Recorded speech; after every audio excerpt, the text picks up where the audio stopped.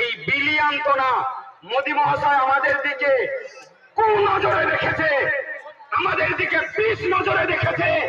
এই পিসকে আমাদেরকে উপড়িয়ে ফেলতে হবে।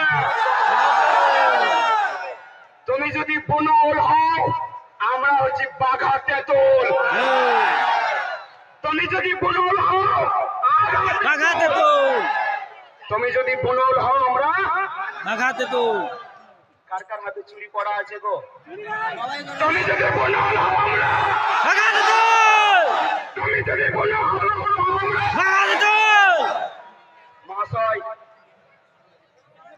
এই আরএসএস বিজেপি প্রতিটা পার্টির কিন্তু 5 বছরের চিন্তাধারা থাকে। প্রতিটা পার্টির চিন্তাধারা 5 বছর, কিন্তু ভারতবর্ষে আরএসএস এরা 50 বছর আগে থেকে চিন্তা করে এবং সেটা পরিকল্পিত করার জন্য দাঙ্গা লাগায়।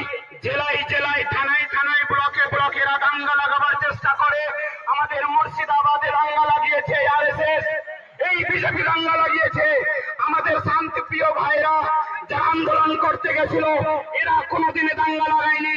এরা পুলিশের উপরে লাঠি ছুড়েনি, এরা পুলিশের গাড়িতে আগুনও লাগায়নি।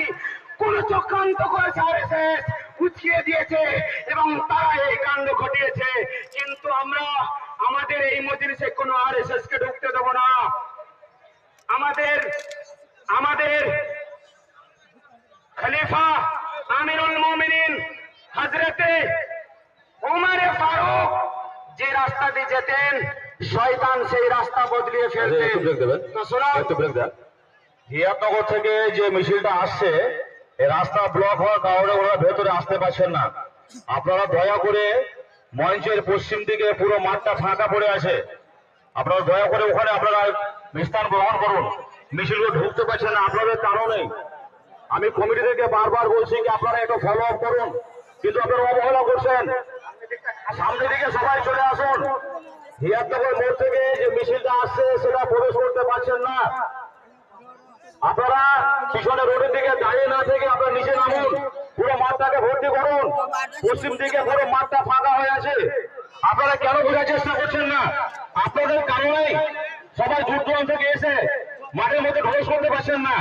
দয়া করে আপনারা মাঠের মধ্যে চলে আসুন। কমিটি করা রোড থেকে সবাইকে নিচে নামান।